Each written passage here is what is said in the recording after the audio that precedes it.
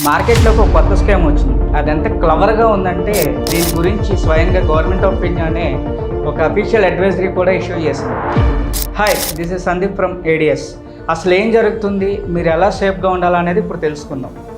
ఈ స్కామర్స్ ఏం చేస్తున్నారంటే సేమ్ ఒరిజినల్ గవర్నమెంట్ పోర్టల్ లాగే ఉండే ఫాస్టాగ్ రీఛార్జ్ వెబ్సైట్స్ని క్రియేట్ చేస్తున్నారు. Same logo, same designing, same branding.